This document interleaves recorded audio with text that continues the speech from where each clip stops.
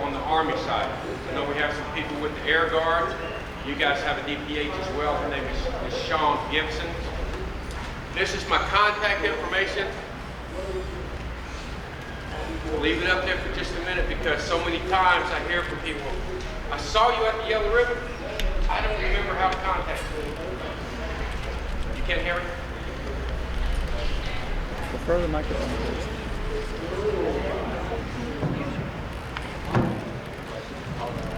All right, can you hear me now? Better? Good. Great. Okay. All right, so what's the psychological health program? This right here, it's a nice fancy statement here. The National Guard Psychological Health Program promotes readjustment and readiness while offering consultation and support.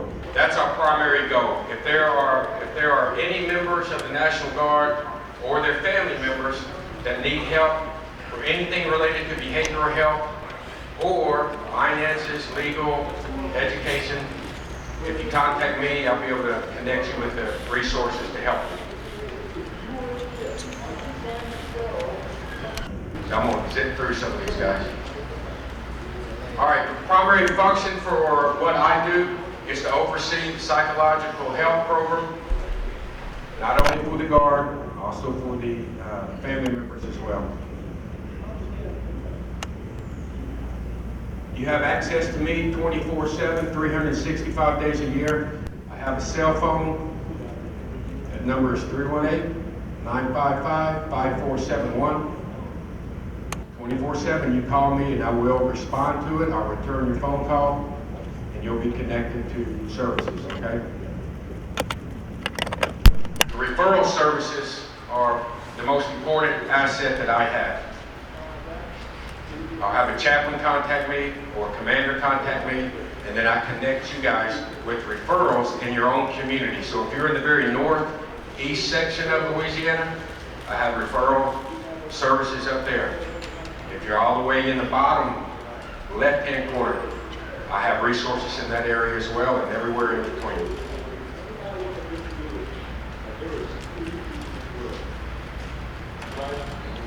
Case management services. Case managers, we have about 14 of them there at Camp Beauregard, and they are the ones that follow up with people after they've been seen for behavioral health issues. They help you guys set up appointments, and then they do their follow-up services. Another thing I do, probably almost as much as I do behavioral health, guys, is consultation to y'all's commanders, first sergeants, colonels, not only on what AR 40-501 says, but on mental health issues as well. This is a touchy area because you guys have confidentiality. I cannot breach your confidentiality unless you are a danger to yourself or others, or you're going to affect the effectiveness of your unit. So when you talk to me, it doesn't mean when I talk to your commanders that I will not tell them what we talked about. I only talk about unit readiness. If you want to go to a website and learn more about the PHP program, it's right there. There's a lot of information on there. I appreciate your time.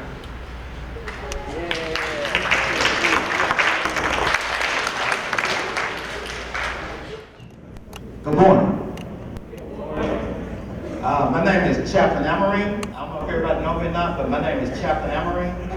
And you know what you get when you get a mic in a chaplain's hand? You get a sermon. Exactly. But we ain't gonna have that today. I just wanted to say though to everybody, I want to say thank you. Thank you for everything that you're doing and that you have done. It's nothing that we take for granted. Y'all work hard, and I just want to say I appreciate y'all. And you know, we can have this feeling, well, I was just doing my job, you know, and the best thing I can tell you is, if y'all don't mind just a minute, for me to tell you this. I remember when I was in Germany, stationed in Germany, back in 1987.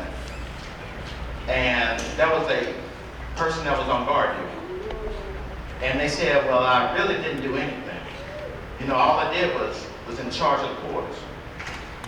And I told him, I said, you don't understand. If it was a fire that broke out, you would have had to handle it. If there was something that arose, you would have had to handle it. So a lot of times, you know, we don't know the magnitude of what we do. Your presence there and the things that you do kept a steady, calm hand. Cool. Again, I want to say thank you.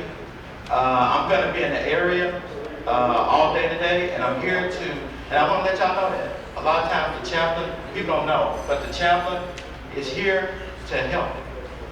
You know, I'm not here, I know I like to joke around and stuff. Everybody that know me know I like to joke around. But the real truth about chaplains are we're here to assist you all.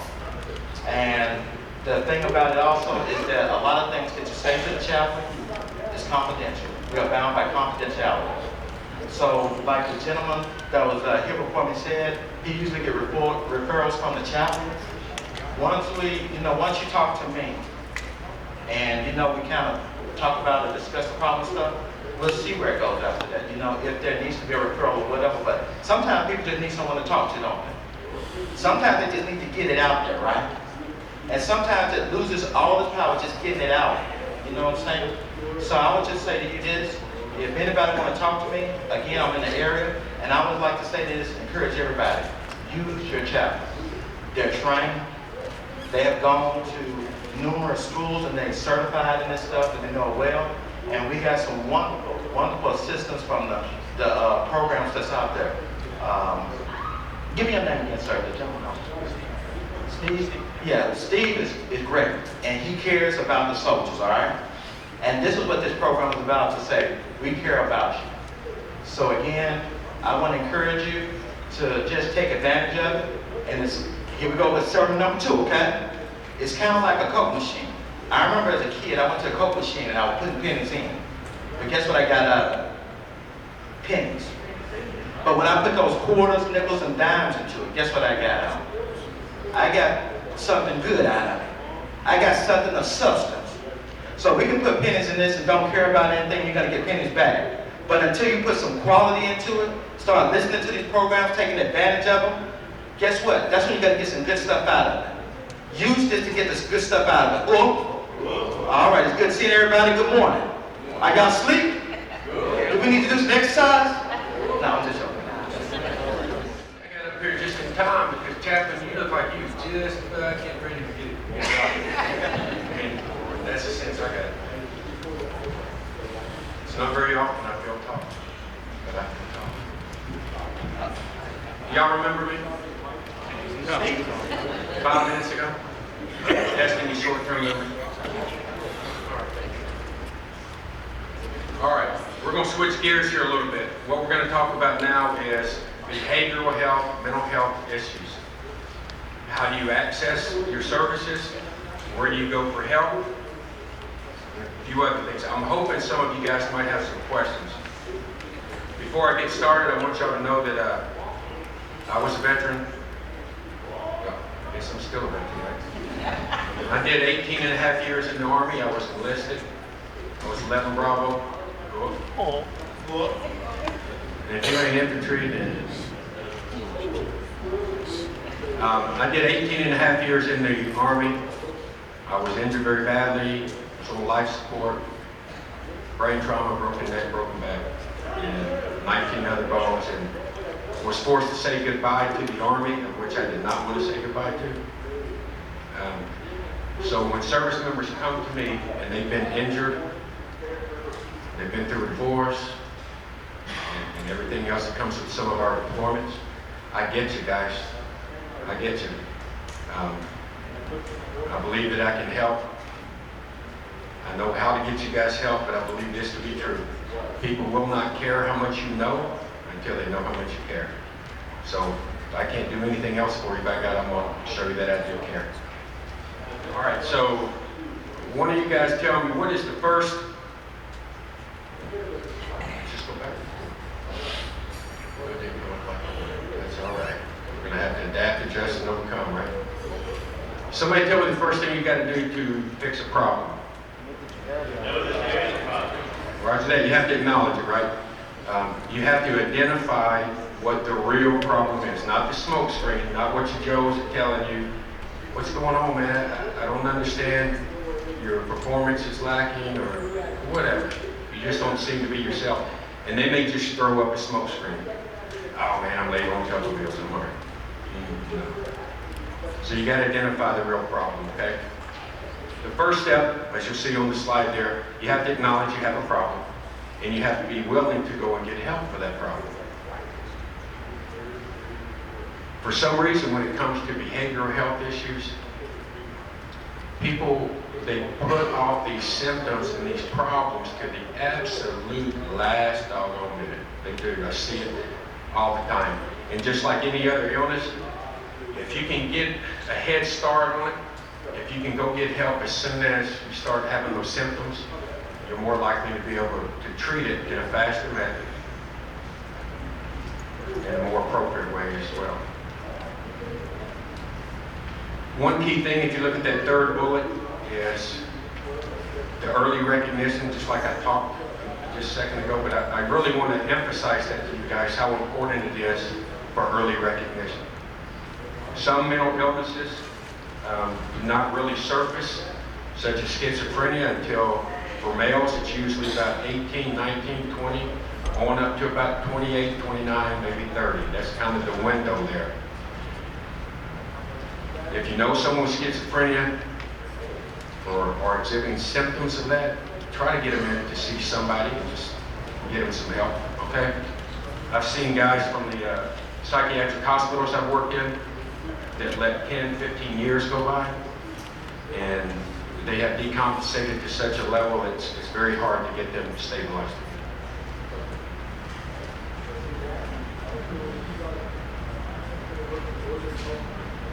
All right, once you decide to get help, it often starts with your primary care physician, okay, where you go and you tell them, this is how I'm feeling. But most of the guys in the National Guard, where it starts is at those PHAs. When you go to those physical health assessments, there's a page in there for a depression questionnaire and assessment. And if you have positive answers on that, they'll send you to see me or one of the other psychological health care providers at those units. Now, y'all gonna like this one, okay? It's gonna be controversial, but I'm gonna throw it up there anyway. Should people be hospitalized against their will? I see some head shaking, no. And I see other people saying, yes, you should. So, the big question is, does society have an obligation and a responsibility to its members? You guys aren't helping. All right, so let me give you an example. A person becomes so depressed that he or she wants to commit suicide. One might argue that suicide is not antisocial, that will not hurt anyone else, and that we all have the right to do as we wish with our own lives. Makes sense, right? But when you look at something like suicide, suicide is a permanent solution to a temporary problem. Once you do it, naturally you can't go back. Sometimes people will attempt suicide and they do so much damage that they're almost worse off that way. So a general feeling in society is that people who are suicidal should be given a chance to reconsider and should be placed in a protected environment. That would be the psychiatric hospitals, okay, or the crisis stabilization units.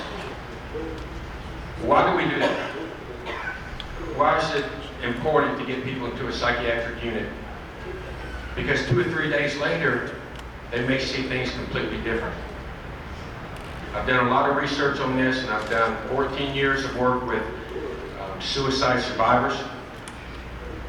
And I would say 95% of all the people I interview after a suicide attempt, they're glad that they didn't succeed. And magically, they see things a little bit differently a week later. You'd be surprised, guys, myself included, that you have an event happen to you, like my injuries and accident. It seems like the world is just not doing you any favors. You're not doing well. And a few years later, it turns out to be a blessing. I'm glad that I had the accident I did. I'm glad I was medically separated from the Army. And the reason for that, I think it makes me a better counselor and therapist for people that are having to go through medical boards, who have been hurt, who have been injured, only because I feel that I can relate to you, and that's it. So there's two different categories of psychiatric facilities. You have your crisis stabilization units and you have your long-term care. But let me back up one second. What does it take, anybody, what does it take to be admitted to a psychiatric hospital against your will? You have to be imminent. You have to be in imminent danger to yourself or others. You can also go to a psychiatric hospital on a voluntary basis. And you don't have to be in a crisis. It just depends what their criteria is. To remind you, it's really a short time. I've been with the National Guard about a year and a half, and those issues right there are the very main issues that people come and see me for. And you'll notice on that list, there isn't any hallucinations, psychosis, and some of what we call the more severe and persistent mental illnesses. These are things that people in all walks of life deal with, maybe not on a daily basis, but quite often. So how do you make a difference between this has become a problem and I need to go get help, to where it's natural for me to have some depression and feel sad because I had a recent death in the family? Here's one key thing. If it starts affecting your activities of daily living, you probably want to go get some help. If you're still depressed and sad after the death of a loved one 3 years later, you might want to get some help. And the reason I say that is not that we're going to be able to help you get over the loss. That's not what it's about. It's hopefully teaching you some skills to help you cope with it. And that's it. How well are you coping with the depression, the sadness, the grief? On the top of the list there, of course, is post-traumatic stress. We've all become pretty familiar with that. And I hope you guys over there in the units are starting to be able to recognize some of the symptoms of PTSD. All right, so this right here, mental health, mental illness does not discriminate.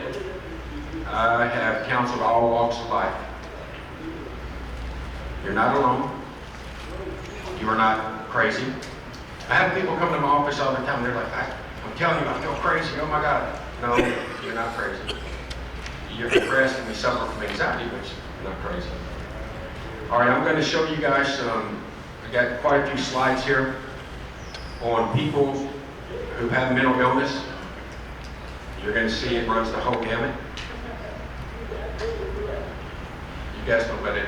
Most everybody knows he suffered from depression, right? But did you know that this next guy suffered from anxiety attacks?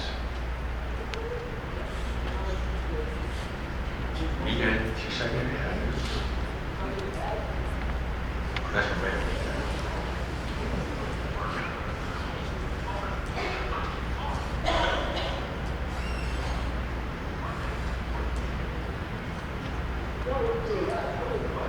Let me stop it here for a minute. Now, as you see these photos pop up, so far, did y'all know that all these people had mental illness, or is there some that might have been a surprise? A couple of them a surprise? Would you be able to identify any of these people as having a mental health illness if you didn't already know, just by looking at them? No. Same thing with any of you guys that need help. You have the right to disclose your health issues to whomever you want. People are not going to be able to tell by looking at you that you have a mental illness.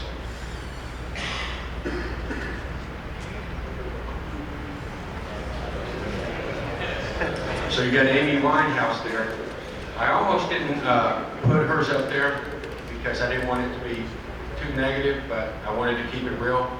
Amy is a very good example of what can happen when you don't go get help, or help is available to you but you refuse it.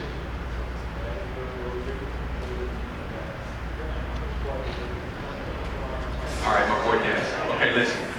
I tried to find pictures of Dennis that didn't make him look like that, but I like Dennis, and I just like the picture.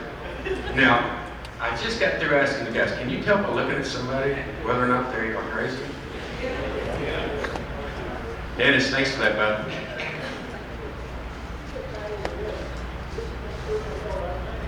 He was a good one, wasn't he?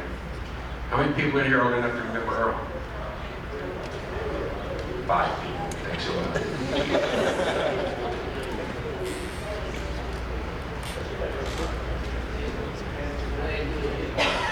Did he change his name back? He's not medical piece. He's the panda. Change whatever. You can do that?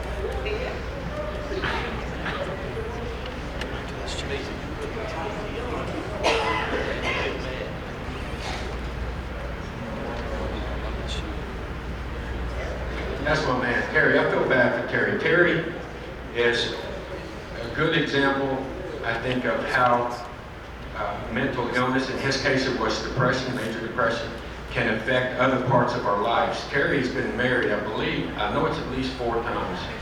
I want to say 6. 7 times. Would you guys agree that maybe his mental illness had something to do with poor relationship skills? Probably. John Daly, major depressive disorder, and his coping technique was to drink and drink and drink and drink. So what happens?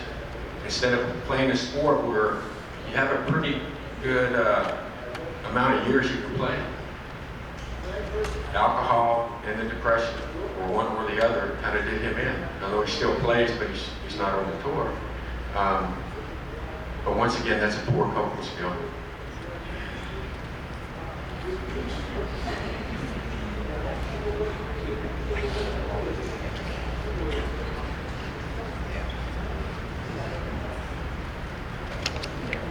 You know, Daryl is a preacher now, right?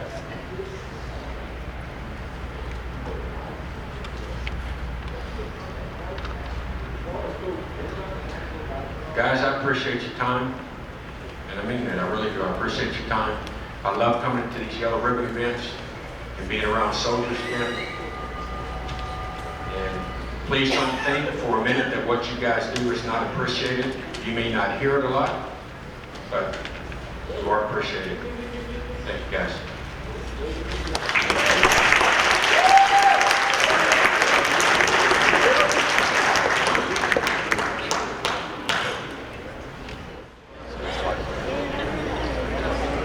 How y'all doing this morning?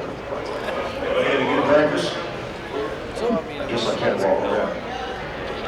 My name's Staff Sergeant Goulart. I'm with the 2228 MD, State of Rear Debt. This might be my last year. I'm getting ready to retire. This might be one of my last classes teaching. A sexual assault. We've all had it. We're going to have it again. The good news is we're going to blow through it pretty quick and say we've only got 10 minutes to give the class. So we're going to hit all the highlights. If you give me cooperation and pay attention, it won't be too painful. Next slide. Sexual assault examples. All right, sexual assault is a crime. Everybody knows that. In the civilian world and the military world, it's 2 different things.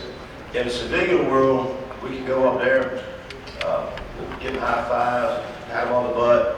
It's not a big deal. Brett Favre does it all the time. Military world, we know we can't do that. Rapides Parish, I'm a deputy with the Rapides Parish Sheriff's Department. You can actually go up and honk on somebody's breast, and that's battery, but it is not sexual battery. Military world, whole different world. Non-consensual sodomy, indecent assault, like we just talked, carnal knowledge, sex with a minor, and attempts to commit these acts. Next slide, please. All right, Army sexual assault trends. Most victims know the perpetrator. Common scenario every time. We go out, we drink with our buddies, somebody gets separated from the herd, and we don't watch out for each other, and next thing you know, we're drunk in a row doing things we didn't really want to do. It says most victims are E4 and below, those perpetrators are E5 and below. I don't really wholly agree with that because we have a chain of command situation that's broken down a little bit. I've been in since 1983. E5s never went out with E4s. Now we have E7s and E8s that socialize with their lower enlisted. So that rule's kind of changing a little bit. Most incidents occurred in personal living areas. That's going back to her barracks, his barracks, and that's where these occur. It might be something as simple as, can I use your bathroom? That's the perpetrator, and I'm on the suspect. That's the suspect's way of getting into the territory he needs to be at. And most victims were intoxicated or drug impaired when they saw this. Prevention. Trust your instincts. If you sense trouble, go to a safe place ASAP. If you feel you're in danger, attract help. Don't undress in view of a window. Report suspicious persons. Next slide. All right, here's the biggest prevention right here. Guys, go out in a group. Don't go out by yourself. Don't go out in pairs. The reason you don't want to go in pairs is because one of you hooks up with an old boyfriend or something like that. What have you done? You left the other one by themselves. Try to stay sober. You all know what you can drink, what you can't drink, and where you can drink. If you're at a private party, you feel more comfortable. It's one thing. When you're out in public in a bar, it's the most dangerous time. Plan your outings. Know where y'all want to go. Try not to get separated during the evening. If somebody wants to go over here to the Outlaws, and somebody wants to go over here to the Leatherneck bar. Stay together. Plan it. Always carry a cell phone. End of the day, our cell phones are always what? Dead. And make sure you get a quick charge before you go out. And always carry the extra money to go home. Next slide. Be assertive. State what you want or what you do not want. No means no. Match body language to your words. Don't go along for the wrong reason and watch out for red flags. Your actions, your body language says a lot about you. The way we dance nowadays, it's kind of provocative in itself, so you have to be careful. Do it next. Be aware of the person you're with. If he ignores, interrupts, or makes fun of you. That's somebody who's trying to break down your demeanor, right? Point out, you're a really pretty girl, so he wants to get your self-respect down a little bit. He might talk about a mole on your face or something like that, but he seems to always be talking to you or about you the whole evening. Invade your personal space. Everybody's got a whore. My whore's a little larger than some.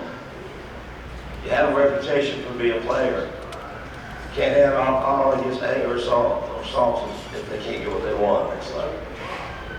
All right, day rate drugs.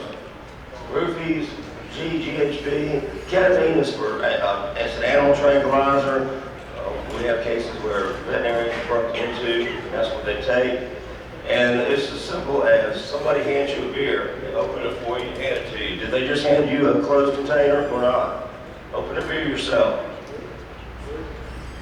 Don't accept drinks from other people, especially if you don't know them. Keep drinks with you at all times. It's just like your credit card, your money card. Don't let them out of your sight. And don't drink from punch bowls or common containers.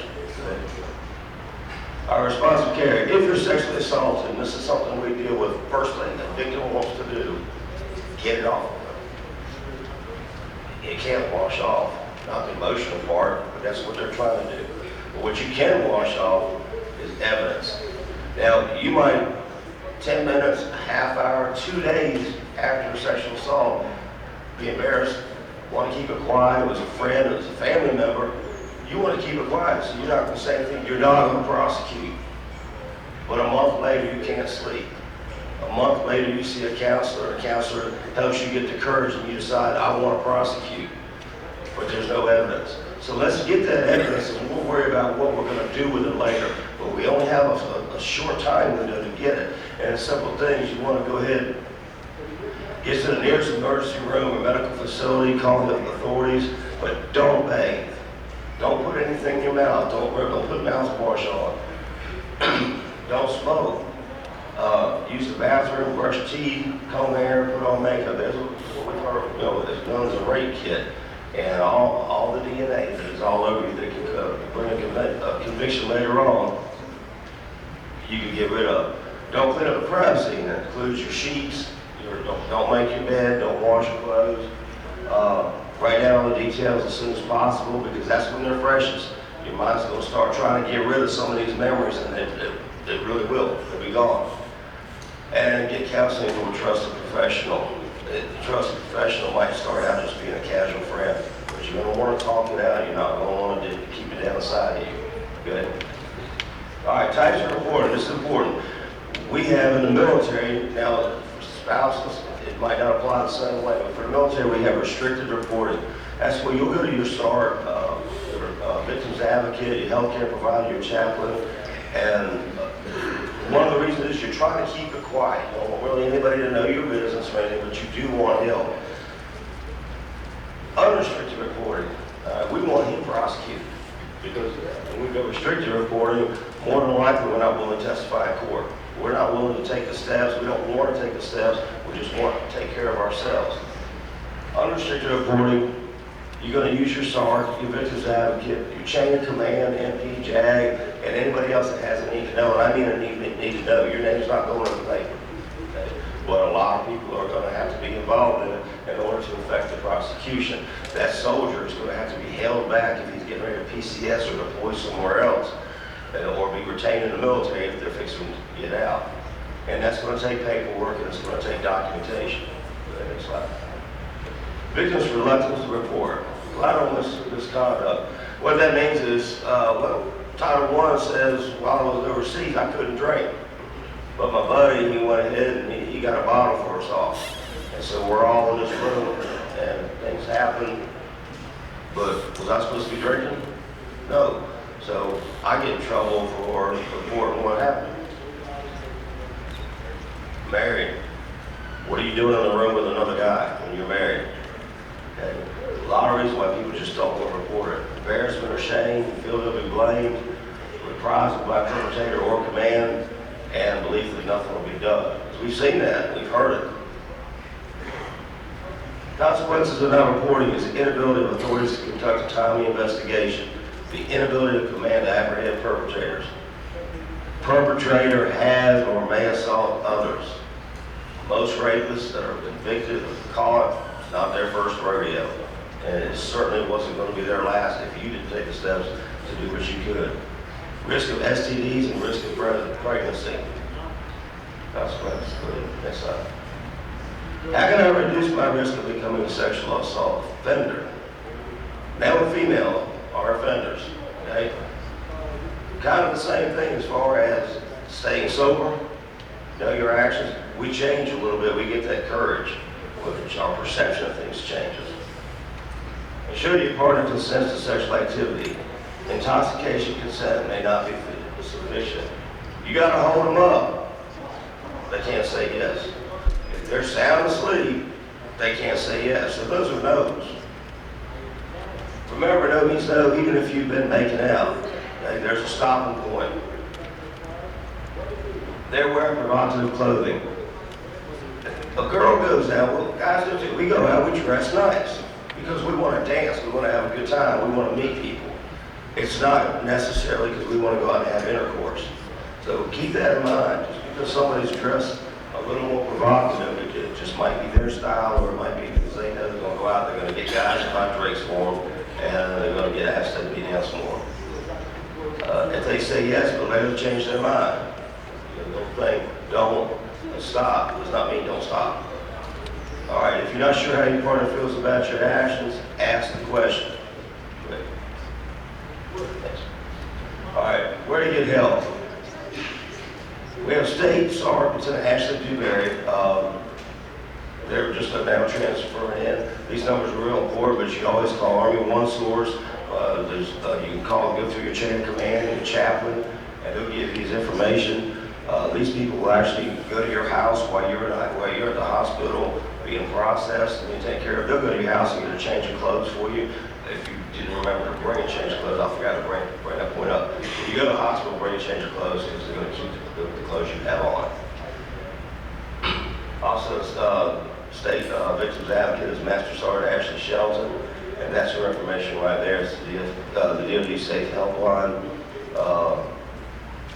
At 1-800-HOPE 4673 is their address.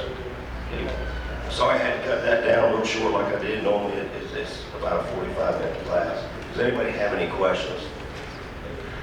Go ahead.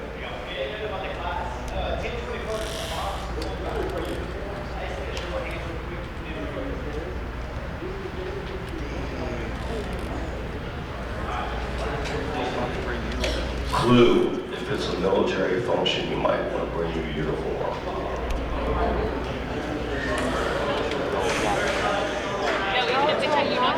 All right, y'all stay in place. We got the next instruction coming right up. Thank you. Good morning, how y'all doing? I think I'm gonna need this microphone. I'm one of you all. My name is Brian Jackson, retired sergeant major, retired 1 May. I'm going to talk to you about a topic this morning that is a baseline, is a contributing factor to a lot of the other topics that you've been talked to about or going to be talked to about. I work in the Office of Substance Abuse. I'm the Alcohol and Drug Control Officer for Louisiana Army National Guard. And first of all, I want to thank each and every one of you and your families for the services that you provided and the sacrifices that you provided. I want to thank you. I've been sitting right there where you're at. I've been in the back watching. Some of you are tired, some of you are disinterested. So I said, well, I'm going to come up here and be very loud. Those of you that know me know that I'm very loud. So I'm going to, is there any engineers in here? I just want to make sure. I'm going to talk to you about a service that you're eligible for. And one of the key things is that it is at no cost to you, this service that I'm going to talk to you about. Go to the desktop. Okay, go to the desktop. Y'all bear with me. Bear with me. See which one is mine. I'm going to be short and sweet, guys, so this little time is not going to... I know that's what you want. I know that's what you want.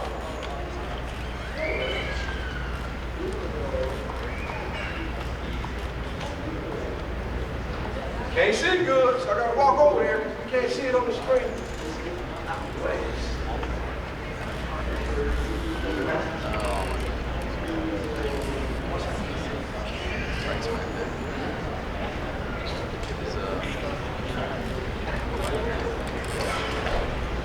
All right, I want to talk to you about the Substance Abuse Services Initiative. This is a new program. It's unique for traditional M-Day soldiers. Our counterparts in the regular Army, if they have an alcohol misuse problem, a substance misuse problem, their unit is on an active duty post, the treatment facility is on an active duty post, they can walk across the street, walk around the corner, and they get services for their problem. You are unique in that we're dispersed all over the state. You may be an hour or 2 hours from your army. You may not have the funds or the money or the insurance to go to the local treatment facility or to the local hospital. So guess what? The National Guard Bureau, the Louisiana National Guard, has got a program where we've got community-based providers throughout the state in close proximity to where you live, whereas if you need help with alcohol and drugs, we can get you that help at no cost. Now I'm going to talk to you about that this morning. Keeping in mind that alcohol and drug misuse is a baseline contributing factor.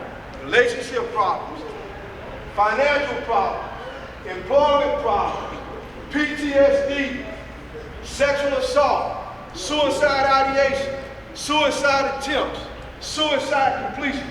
We found through study that alcohol and or drugs have played a part in some of those things happening. So pay close attention. It'll help you. Next slide, please. Substance abuse program. It's a phased model that aids in the rehabilitation. The main point is that we want to maintain readiness and help soldiers. And you still got it underlined. No cost to the soldier. Then we're going to give you follow-up care. Next slide. I'm going to tell you how it works. One of two ways. You can go to an NCO or an officer in your unit. We're going to destigmatize alcohol and drugs now. You know, in the past it was taboo. That was something nobody wanted anybody else to know they had a problem with. And so we keep having relationship problems. We keep having suicide attempts. We keep having suicides because nobody was addressing it. It was like a big elephant in your living room. And every morning you wake up, you walk around and go out your front door. When you come back in the evening, it's still sitting in your living room. And you go around it and go into your kitchen. Nobody addressed it. So the leadership has decided, let's destigmatize that. Let's have some open communication. Let's make sure that we're ready to go to combat and war, and let's make sure we take care of our soldiers by providing a service that will help them and their families. And that's what this SASA program is all about. Self-referral. And you notice I got over there equals to limited use policy. You're gonna like this. Because nobody's going to admit right now they got an alcohol and drug problem. But when I leave out of here, I got some handouts that you can come to me and get, and you'll know how to use this program if it applies to you. And if it doesn't apply to you and you know somebody that's got an alcohol and drug problem, encourage them to use this program. Self-referral, that means that I am walking into the Army and I'm going in strict confidence, all the HIPAA laws apply. I'm going to tell somebody in my chain of command that I got an alcohol and drug problem. And they are obligated at that time to help you, meaning that they're going to counsel you. They're going to refer you some treatment. That limited use policy means that they can't take any administrative or judicial punishment towards you or against you. Wow, that's awesome, isn't it? That's only if you self-refer.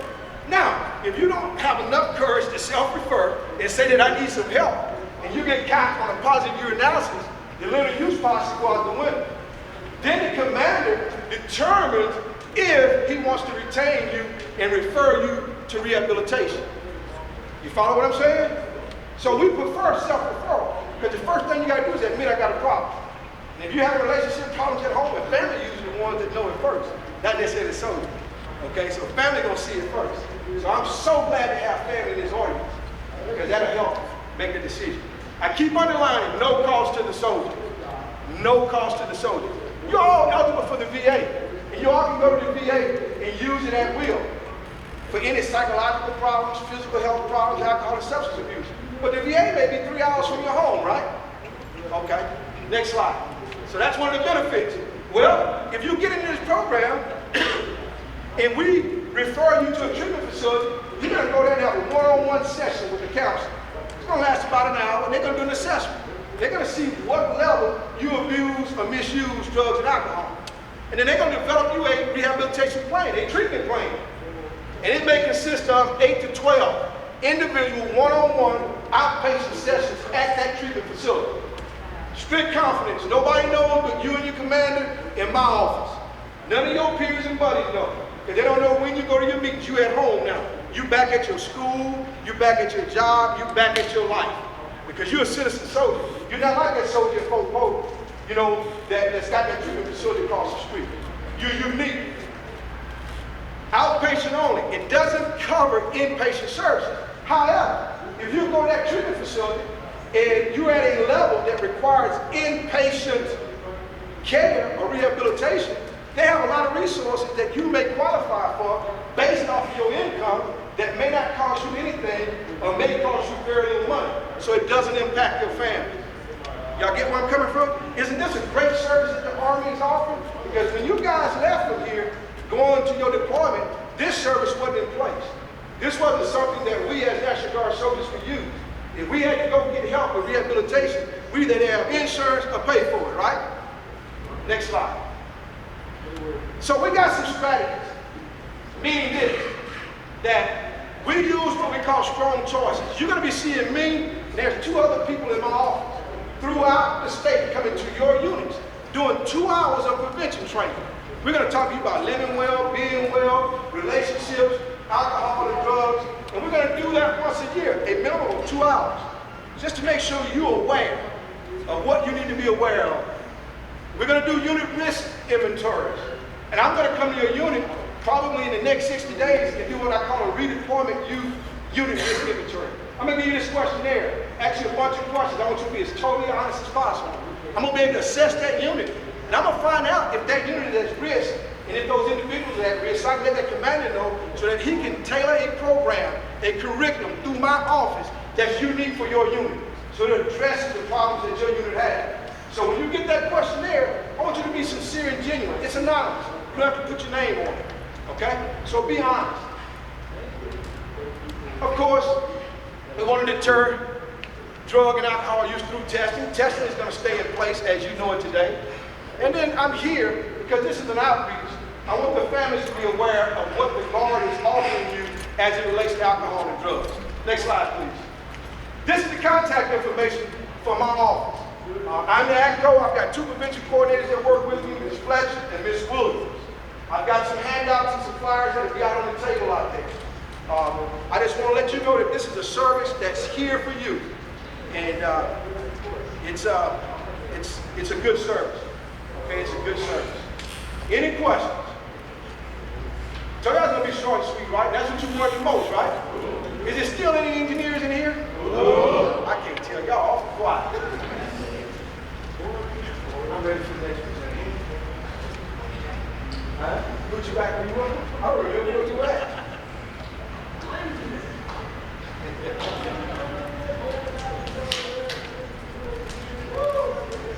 Guys, when I come out to your units and you get alcohol and drug misuse training, you will find that the curriculum and the training that I'm going to use is going to be very engaging and unlike any other that you've had. I will not be preaching. Thank y'all for your time. Thank you for your service.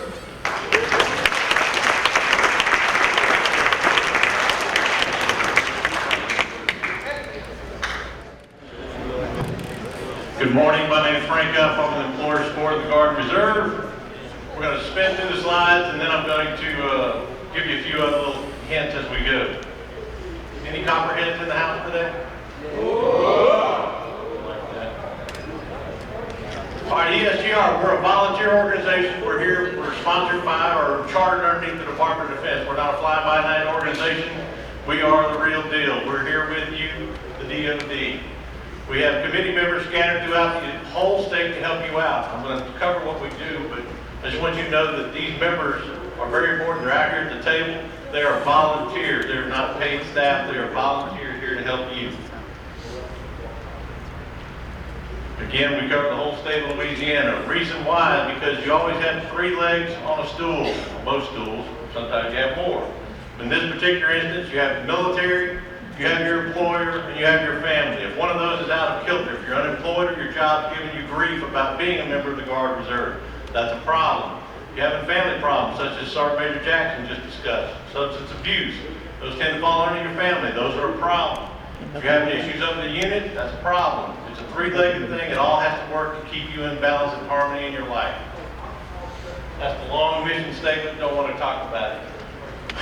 What I do want to talk about is this right here, that little poster that you see right there. If you're a time card employee, you ever go to the Human Resources office, it's your employment, or you're filling it, even in the unemployment office, this poster is everywhere. Your rights under USERRA, the Uniformed Services Employment and Reemployment Rights Act. That's the law that Congress wrote. Last time they touched it was 1994.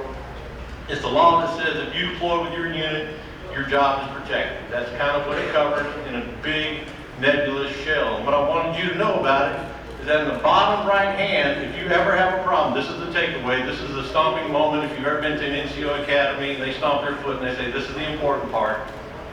That little number right there at the bottom, if you ever have a problem with your job, they say, we're not going to let you off, we don't want you to do something, or anything like that, you call that 800 number.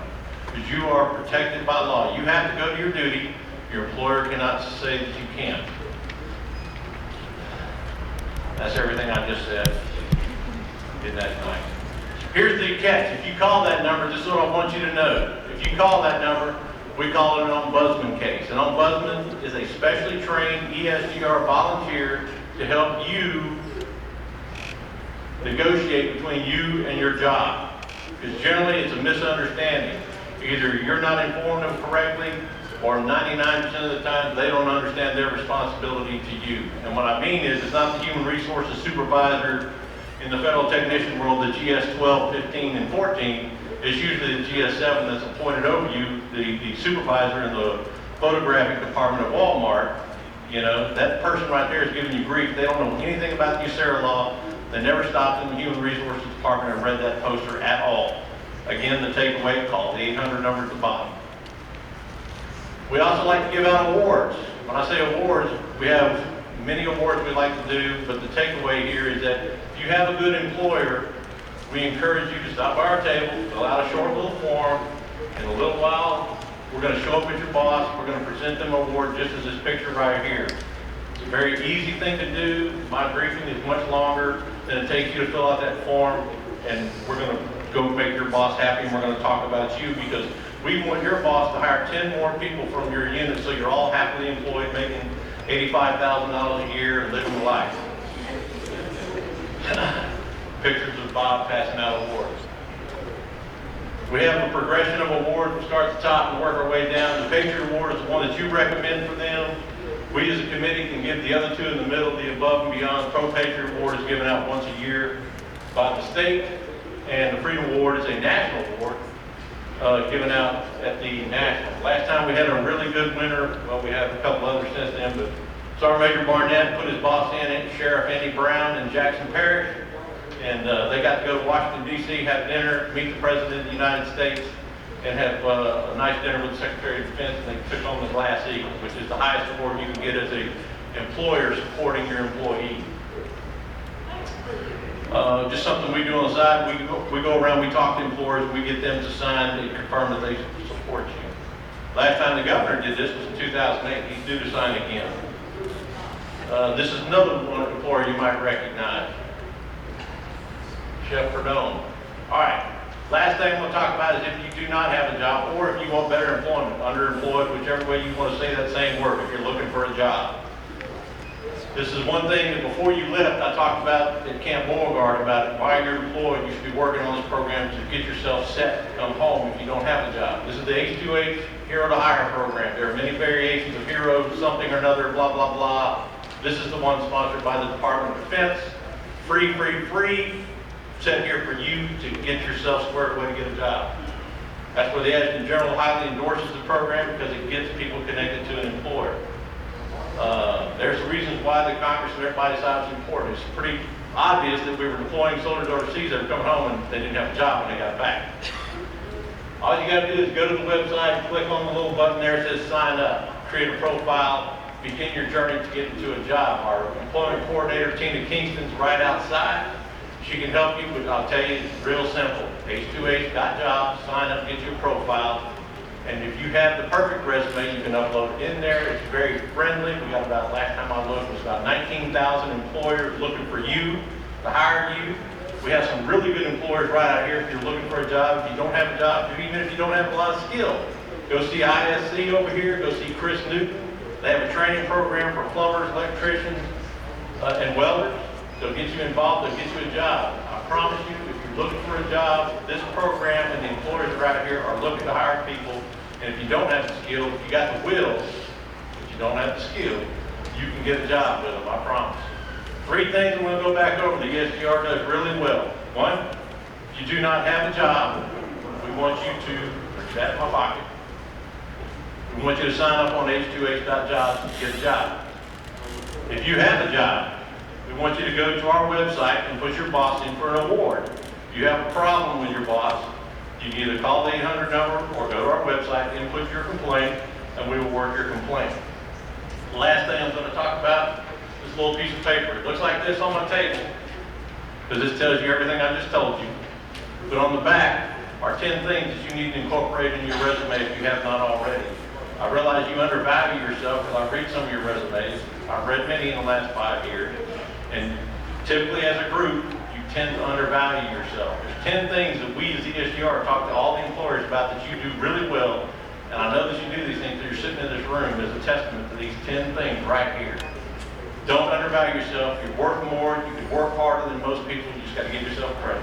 Thank you. Have a nice day.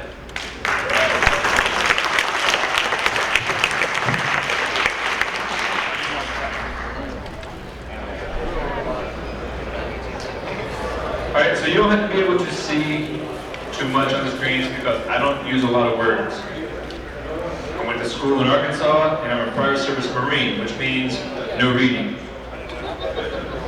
Okay, thank you for laughing, sir. I appreciate that. My joker is dying. So good morning. How's everybody doing this morning? We all asleep? Got a hangover and everything? Oh yeah.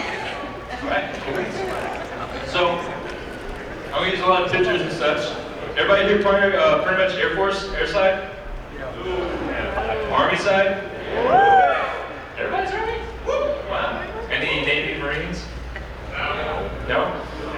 They're still lost in the parking lot somewhere, right? All right, cool. So Army side, that's so I can use a different vocabulary in here then, right? Any kids in here? All right, I had to watch my language in there. I'm an infantry soldier, so sometimes my lingo, I had to watch myself, you know what I mean. All right, so before we go too much further, this is the post-deployment class, and I want to ask, what is the elephant in the room? We're talking about post-deployment, and you are going to come to the post-deployment class. What is the elephant in the room? What is it everybody's worried about? Or telling you to worry about? A what? Scan? There you go. Scanning it in. Yeah. Well, what a lot of people are talking about, and there's probably some flyers and posters outside in the hallway there, is this, PTSD. Have y'all been talking about that yet? Right? I mean, everybody's talking about PTSD. I mean, PTSD this, PTSD that. Here's your box of cereal in the morning. Hey, what's the prize? Oh, what's the thing about PTSD? It's everywhere. But everybody's talking about PTSD. So, let's talk about the elephant in the room first. This is basic graph that shows the basic rates for PTSD for U.S. service members. What is the first thing that you notice about this graph? If the red part is PTSD. What's readily noticeable? Pretty low. It's low. In other words, most people, most of you, service members from all different wars come back, will not have PTSD. So there you go. You can breathe easy now. Thank goodness. And even those with PTSD, let's look at those. I mean, we're looking at generally around 18% of the rates of people coming back. And some psychologists in the US, Martin Seligman for one, some of us believe that this is actually too high, that we are over-diagnosing PTSD. A lot of us are thinking that the number is actually lower. In fact, if you look at British armed forces, they're coming back with PTSD rates of about 4%. What? All right, are they tougher than us? Well, I can tell you as one US Marine to a British Marine in a bar in Thailand, no, they are not. Hoorah. And then we drink a lot of beer later. But no. So, basically, what a lot of us think is that a lot of psychologists don't understand military culture so much, and they're misdiagnosing things for a lot of reasons.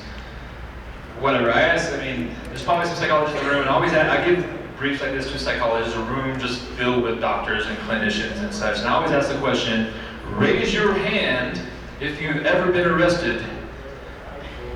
Come on, that was one. There you go. Thanks, guys. Appreciate that. Keep your hand up if you've been arrested more than once.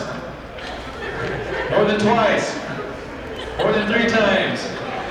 More than 4 times. More than 5 times. I know everybody's like looking around like, who's the troublemaker? First sergeant's like, all right, I'm getting your name. Come talk to me later. But psychologists, I ask this question to psychologists, I ask questions like this, I'm like, raise your hand if you have ever gotten into a fist fight for fun and then drank beer with the person you got in a fist fight with later. Does this make you a crazy person? No, it doesn't. No. It makes you a cool person. No, you're not crazy, you're not whacked out in the head, I mean, it's just what we do, right? Right. So, and a psychologist, when I ask a psychologist, they're going, why would you get in a fight with somebody? Exactly. And that is one of my biggest points when I give trainings to psychologists, is that you've got to understand us a little bit before you can diagnose so much of us with PTSD. Not saying it's not real, it is very real. But there's a lot of things that's gone on to it, and the things I want to talk about today have to do with battlefield and military culture. Battlefield is an old Army program that's an acronym for a lot of different things. Basically, the learned behaviors that work well downrange don't work well here. For example, here's one. Formations. You get up early in the morning, everybody on the line, it's 0, 5, or 100. What are we going to do? Alpha team, you're going to do this, get the ice, get the water, get the truck, get the diesel fuel, blah, blah, blah, blah. There are soldiers that have done that with their families when they come back. Everybody on the line. All right, soccer practice. Makes sense. Wives don't like that so much. Don't tell me. No. So, just a hint, Egon, don't cross the streams. All right? So, where's my sound? Do you get sound? Because we need sound.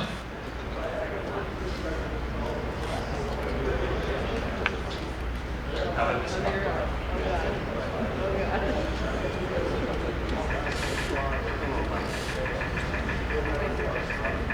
Okay, well, funny thing, the sound doesn't work on that, but hold on.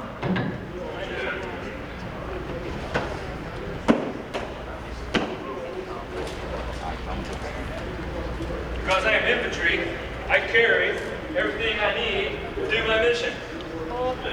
Any other infantry in here? Hoorah!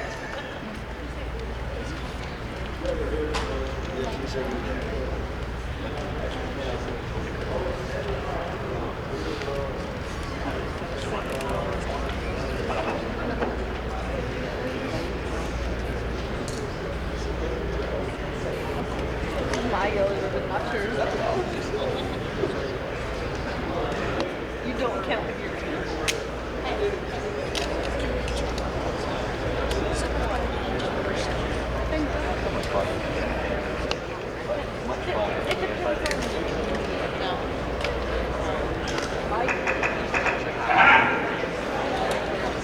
All right. We got it. So, what just happened?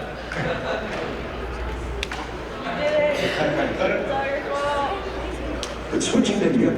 All right, hold on. Let's go over here.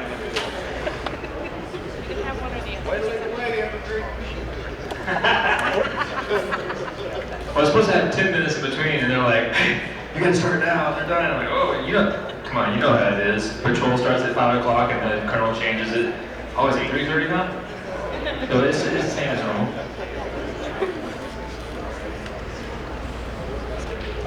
Because I'm good enough. I'm smart enough.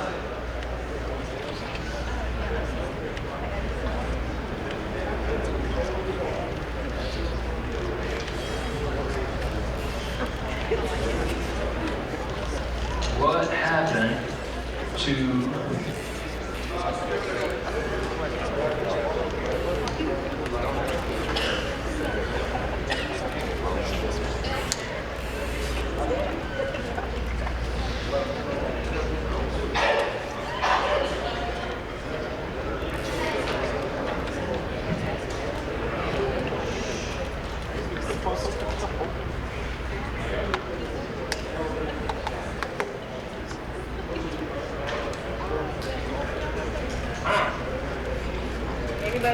I lost the video. It's back. All right, that's weird.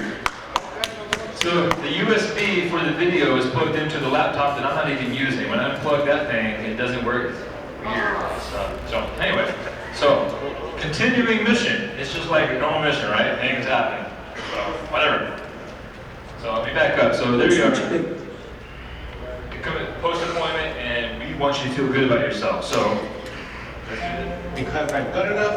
I'm smart enough and doggone people like me. So that's what people want you to do, right? They want you to go talk to somebody to go basically do that. Does everybody feel better now? Are you ready to reintegrate to society? Right? No, silly, weird. Doggone it. I've got some rainbows and unicorns to pass out in the back if you're interested. So no. Are they dehorned? Could switching to Geico really save you 15% or more on gun insurance? Does a former drill sergeant make a terrible therapist? And that's why Yellow makes me sad, I think. That's interesting. You know what makes me sad? You do! Maybe we should chug on over to Mammy-Pammy land, where maybe we can find some self-confidence for you, you jackwagon!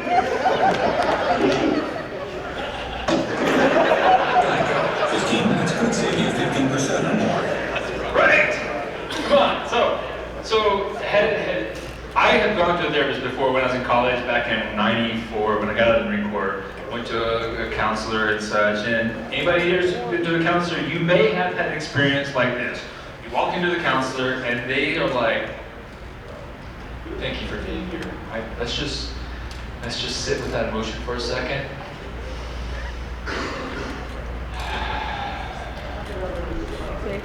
Thank you. I'm honoring your emotion. What? Come on, man. Can we just go to the bar and knock back a couple brews and talk about it? I mean, what is this? Let's feel emotions and stuff.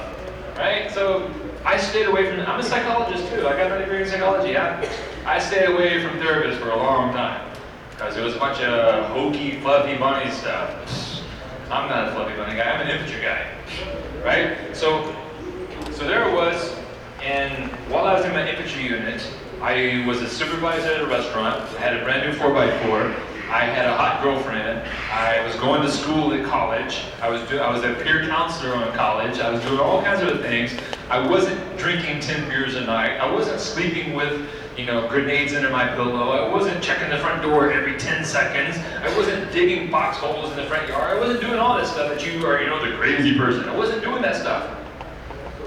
I'm good to go. No issues with me. Fine. But in my infantry unit, this guy's divorced. Again. This person's arrested. That person arrested. Everybody's drunk. Marijuana, cocaine, heroin. What? Heroin's going like gangbusters right now. It's crazy. Fights, arrest. You could throw a stick in a formation of soldiers. You would hit 3 of them that are on happy pills, sleeping pills, can't go to sleep, back's killing them, tons of issues, lots of stuff. But not a single person was going to counseling. Why? Because you're good enough, you're smart enough. No, nobody's going to counseling.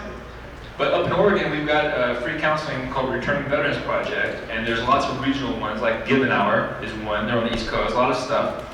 And I heard about this, but there's no such thing as a free sandwich. So when the 5 principles of patrolling, recon, which you gotta do, right? I went to go show it to see if this person is trying to sell me something. What are you really doing? So I set an appointment. I go to the psychologist. So I go to the psychologist to set an appointment to say, are you for real? Are you really giving free therapy to veterans and families? Or are you trying to sell me a magazine subscription? And this therapist is like, so tell me about yourself. Doc, I am fine. I'm not here for me. I'm good. No issues. And we start talking about other stuff. Is this really free? Is this insurance? Blah, blah, blah, blah. You take TRICARE Prime, whatever. Well, tell me about yourself. Doc, seriously, quit asking me. It's not about me. I'm not here for me. The doc kept asking me over and over again. And then finally, at the end, she asked me this question. Do you ever get angry? Can I get a witness from the congregation? I said, yeah, I get angry. Why? Because stupid people doing stupid things. Now can I get a witness from the congregation? That's what I'm talking about. Come on up to the front row if you want to pray about it, right? Seriously. The world is filled with stupid people. It is. Throw a stick in an empty parking lot, you're going to hit 10 of them. What? I don't know. I'll let you guys catch up to that one in a second. So she asked me, well, tell me an example. I said, well, I'll tell you an example. Driving. People have no idea what a blinker is. Or they merge too slow. Or they merge too fast. Or they drive too close on your bumper. Or they drive too far away. Or a bunch of other shit. They don't know what the speed limit is. Or they're going too fast in the speed limit. Or they are driving too fast or not too slow. Or tons of stuff. Stupid people shouldn't be driving. Is that too much to ask? New state law, stupid people, no driving. Seriously, let's start it now, right? So she asked me another example. Have you ever stopped at a coffee shop or some place to go, or a grocery store or something? But for me, like, I do a lot of coffee. Stop at a coffee shop and you're waiting in line for like 10 people. And you're waiting in line, you're waiting forever, like, man, hurry up. And this person right in front of you, by the time they finally get to the counter, they finally, for the first time, look up at the menu. What do I want?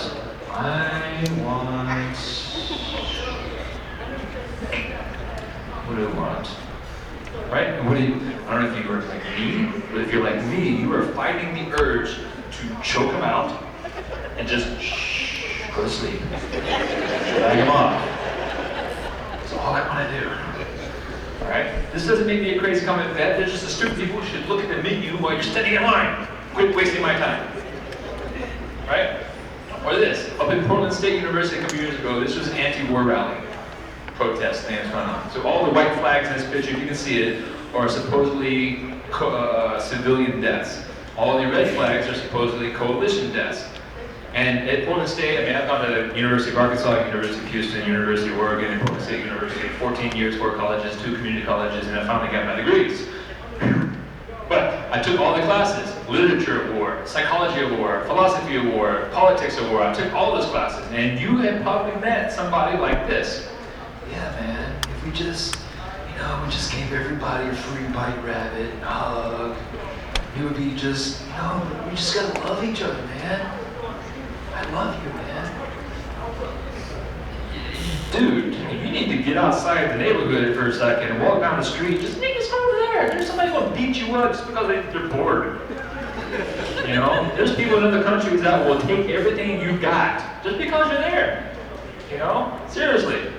You live in a naive world. But on the other side, I've met people who are like, yeah, man, the U.S., we should invade this country too. Wait a minute, whoa, what branch of the military are you in? Well, I'm not. Well, hey, guess what? It's your lucky day. I've got friends who are recruiters. I can get you signed up this week, brother. Well, I'm kind of busy. So don't be so, does it make me a crazy PTSD veteran because I have strong opinions both ways? No. I'm sure some of you in this room have strong opinions about it too. You've earned those opinions. Does it make you crazy? Right? And how about this one? Go to concerts. I love music, all music. Nordic death metal, love it. Ballet, love it. Opera, folk music, you name it, I like it. Right? Although I will say that Tone Loc is a better rapper than Jay-Z. But I'm also a song. I said it, whatever. Anyway, so go to concerts. Let's go to concerts all the time. But I come back, I wasn't really comfortable.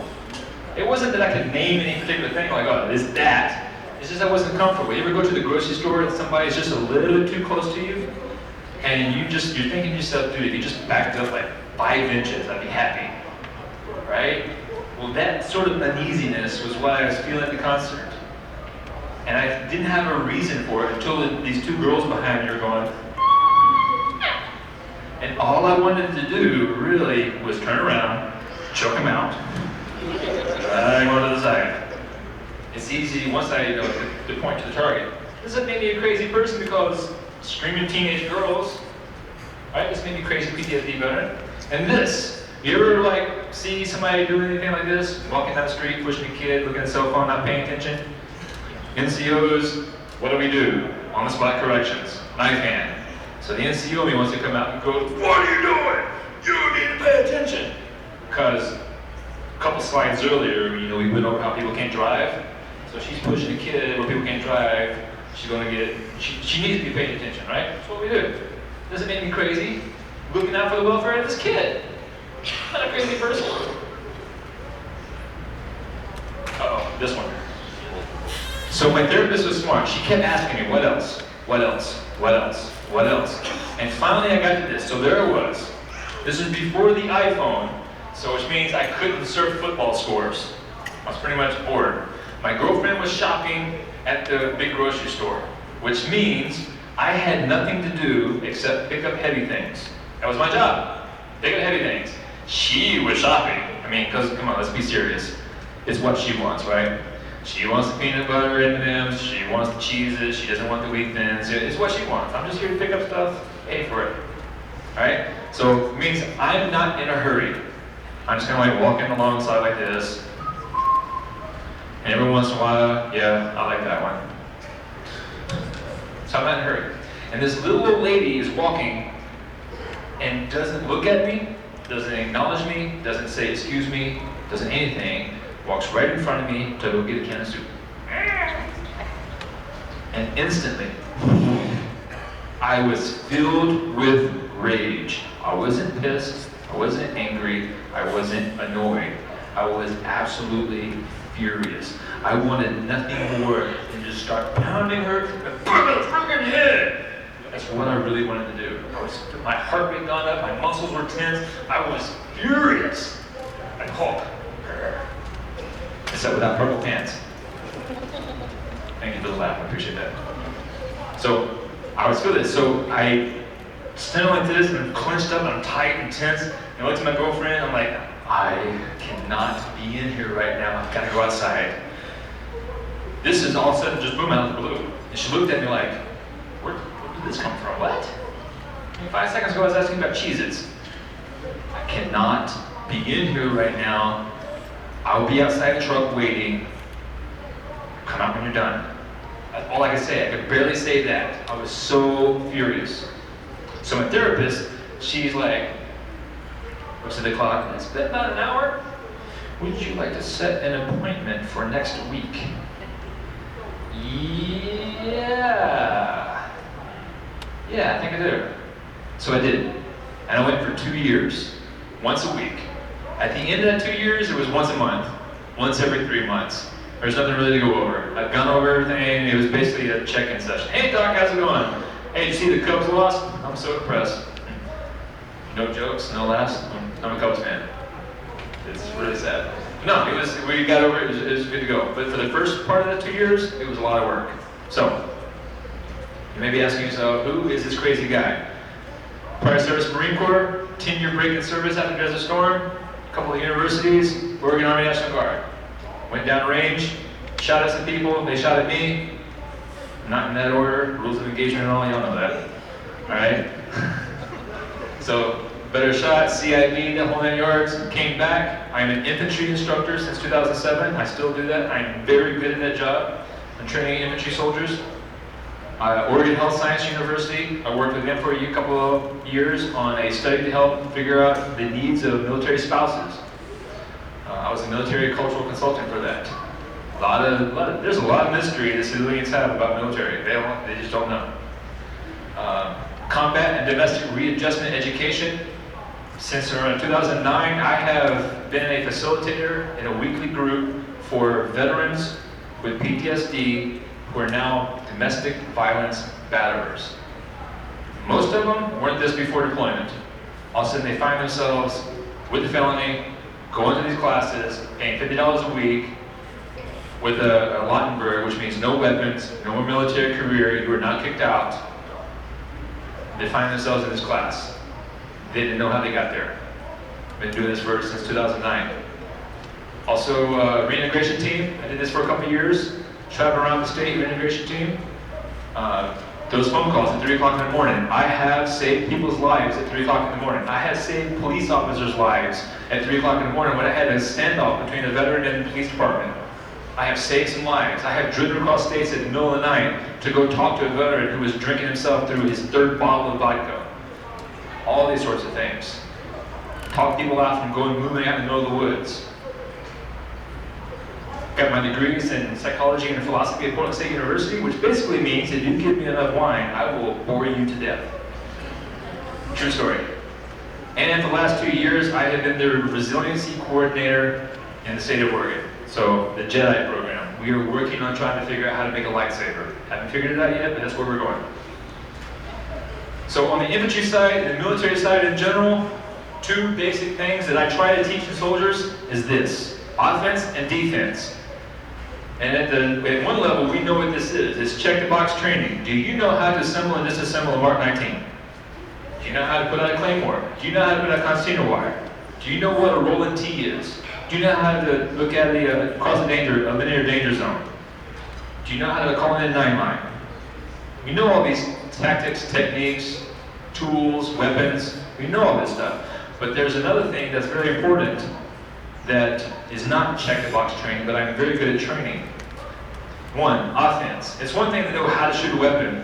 It's another thing to put it within your heart, mind, and soul to look for and be ready to shoot another person. And think about it. Be ready to do that. I ask psychologists all the time, your homework today is to shoot the next person that you see with a Boise State shirt or whatever. Be ready to kill that person. Imagine what that feels like. And when you think about it, like, wow, that's a big line that I've got to cross. Well, if you wore the uniform, you've had to come up to that line. You got to know what it's like to cross that line. That's why a lot of us don't go out to bars at night, because we don't want to be put in that spot. I stayed away from bars for years. I don't know why I'm doing that. Man, I'm having all kinds of technical difficulties today. I hope my pacing measure doesn't go out. Somebody laughed, thank you very much. On the defensive side, you know how to put out concertina wire, you know how to put out overwatch positions, all these other things. But as you know, maybe you've been downrange, maybe you haven't. If you've seen some soldiers who have trained, I was training some privates one time about what to do, how to cross a dangerous area, and they were out in the middle of the road as if it was not a big deal. They were walking in front of windows in our mountain village as if it was no big deal. But the sergeants who had been downrange, they kind of got out of the road. They were out in the alleyway, off the wall a little bit, and they were scanning their environment automatically. They weren't even thinking about it. And then when they go up to a room, a mountain room, they don't walk straight to the door, the fatal funnel, as we say. They come at it from an angle, and they have cleared the button hook when they get inside. Why? Because I got to put it inside your head and your heart somewhere that there are people trying to kill you. And there's a threat somewhere out there. Be ready for that threat. And if I can get those two mentalities in your head, one, be ready to kill somebody. Two, be ready for somebody who's trying to kill you, then you're ready. The rest is just details. Whether you use a spear, a javelin, a tank, whatever. Right? I don't know, I keep going backwards.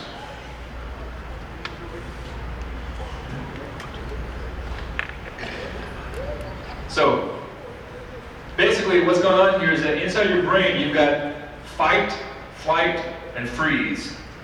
So when something happens, boom! Something happens, you run to it, you run away from it, or you hunker down. That's a basic startle response. And I can't get rid of those startle responses. That's an evolutionary design. But what I can do is I can train one to be your go-to response. Your natural deep facts, this is how I'm going to react to whatever. Marine Corps did very well for me. Guy got shot outside my apartment in Houston without even realizing it. I was running outside the door with a baseball bat. Let's think about this for a second. Lousy neighborhood, gunshots, 50 feet outside front door. I'm running outside with a baseball bat. Is this smart? No, it's not. But it was my automatic response. I was already doing it before I was thinking about it. But think about it. What smart person runs towards a machine gun? Nobody. Nobody with a brain runs toward a machine gun, or a burning building, or a car that's upside down on flames about ready to explode. We train reactions into you to where you move past the thinking, oh, that's not very smart, into doing things that we want you to do. Those are automatic responses. So, also important to this is random punishment, random inspections, random reward. So for like your work environment, instead of inspecting every Friday, don't do that, useless. You're wasting your time to have a scheduled inspection. Random inspections. You don't know when and where, but when it happens, boom. That will change behavior. For example, like an IED. A lot of boring roads, a lot of boring time of nothing, nothing, nothing, nothing, nothing, boom, IED. That has so much more learning effect. You will remember that. That makes a lasting effect. So what you basically learned is like, you have to be on guard always and forever because you never know when it's going to come out. You learned that lesson well. And so all these different things, all the amygdala processing and emotional this and that, blah, blah, blah, all the brain systems. Basically, to translate this for grunts, military types, is this. Pain is memory. True story. I can teach you anything you want to learn. What do you want to learn? Norwegian? I can teach you. Calculus? I can teach you. GFIBs? Those of you who are budget people? I can teach you. I need 3 things. And I can promise you I can teach you. 1, I need time. 2, I need the materials. And 3, I need you to give me permission to hurt you. It's a true story. I can teach you. I've got a nephew, my family, I don't know if there's my dad's in the back. My family, I got a nephew who's 37 years old now. And when he was 11 years old, I was fresh out of the Marine Corps, E5 sergeant, and he asked me to help him study for a test. He had to pass this test. Otherwise, you know, grandma's gonna be angry. So, will you help me pass this test? Yep, I will. Are you sure? Do you want me to help you? Are you sure you know what you signed up for? Yes. Okay, cool. When you got an answer wrong, give me 5 push-ups. At first it was cute. But after a while, you get kind of tired of doing that. No, I don't do it anymore. No. You don't tell a sergeant, Marine Corps sergeant, that you are done. No, we tell you when you are done.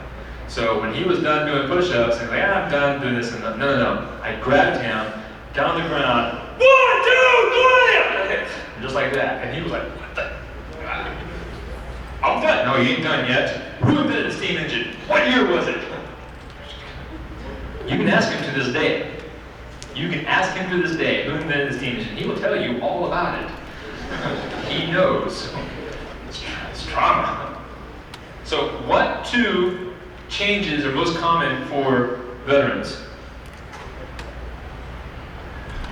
That's weird.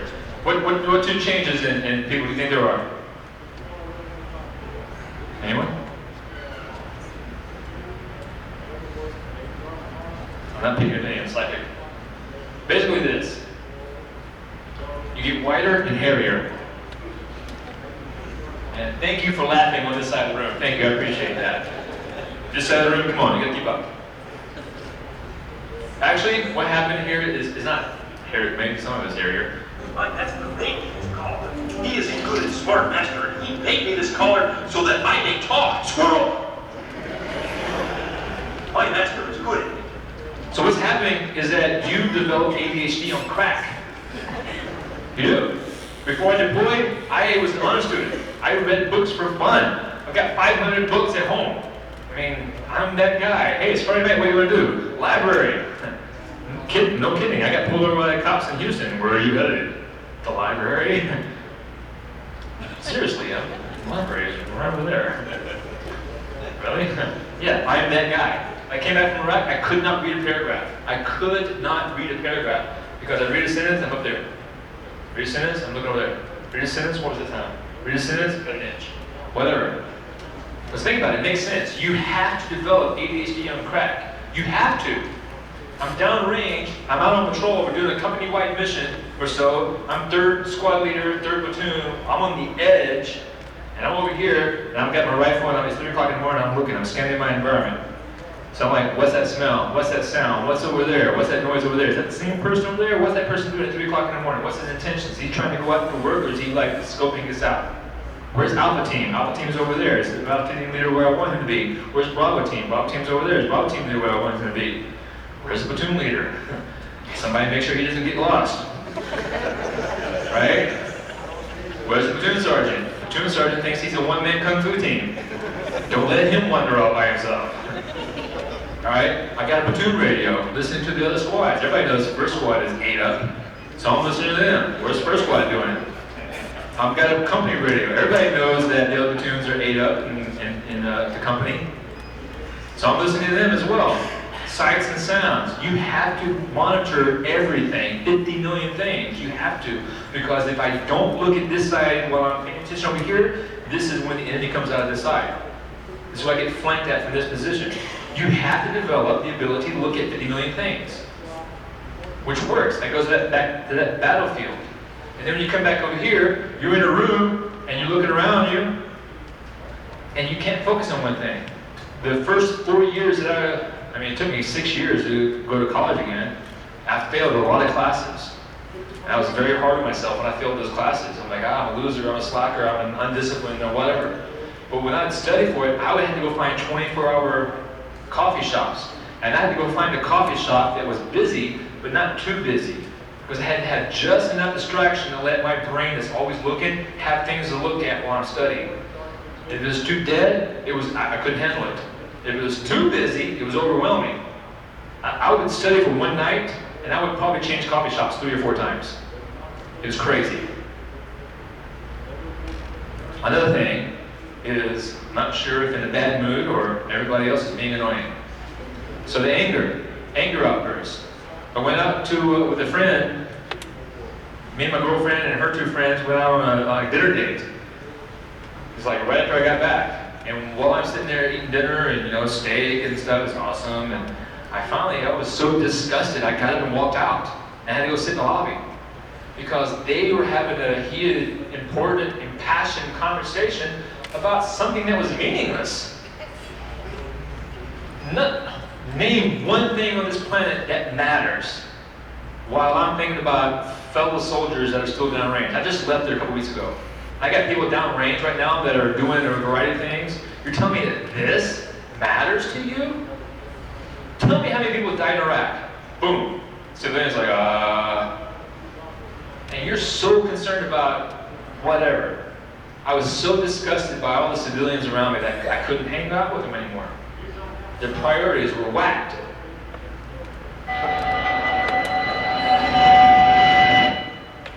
So there it was. It was a nice sunny day. I was listening to some music. I was driving the street, just having a good time. And all of a sudden, bing, ding, ding, ding, ding, ding, ding. Railroad tracks. What's the first thing you do when you find yourself in an ambush kill zone? Get out of the kill zone.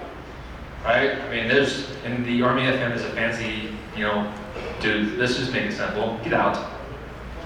Right? Get out of the kill zone. So, as I'm driving down the street and a railroad tracks, ding, ding, ding, ding, ding, ding. Kill zone. I'm in ambush. I got lights and noise going around me. It's chaos. We don't believe that next time you get lost, look and see what you do. You turn off the radio and you say, shut up, to the people in the back seat. I'm lost. I gotta be quiet. Right? Right? You get a little stress. It's the same thing. So it's like ding, ding, ding, ding, ding. I hit the gas pedal and I went around the arm that was coming down. I went over the railroad tracks on the other side. I was reacting. It was a reaction. Wasn't thinking. The thinking part of your brain is much slower. As I got to the other side, my thinking part of the brain was like, dude, there's a cop station right there. It was. Gresham, Oregon. I was lucky there was no cops at the time. Why did you do that? Sir, it's stimulus response, automatic reaction, combat training. Yeah, right. And road rage.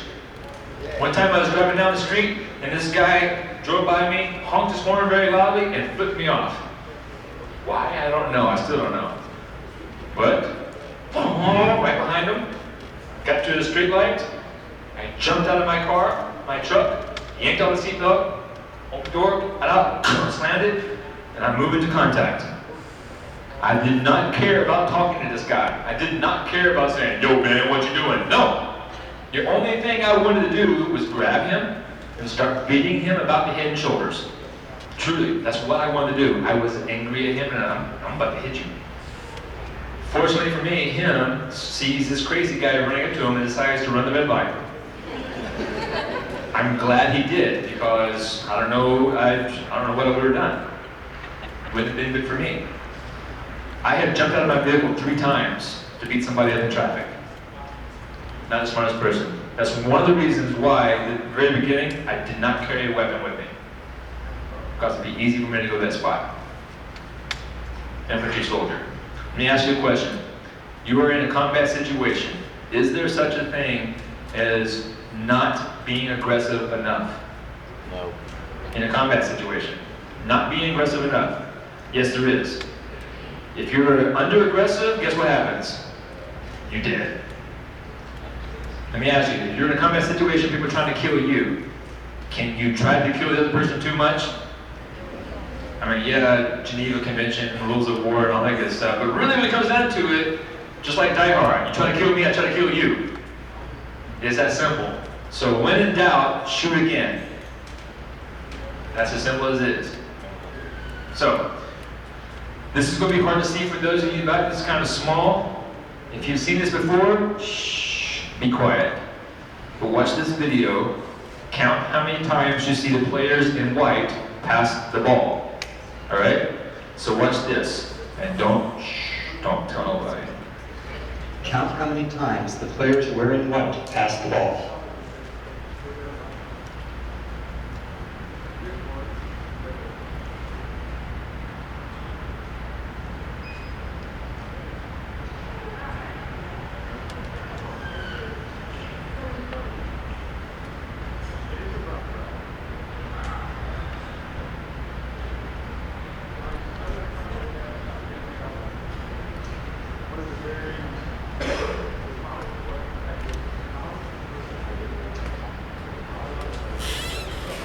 The correct answer is 16 passes.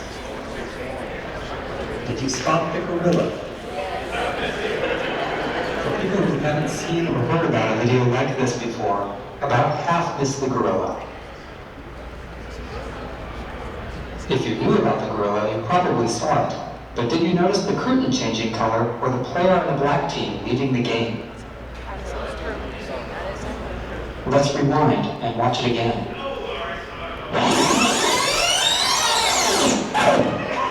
Here comes the gorilla, and there goes a player, and the curtain is changing from red to gold.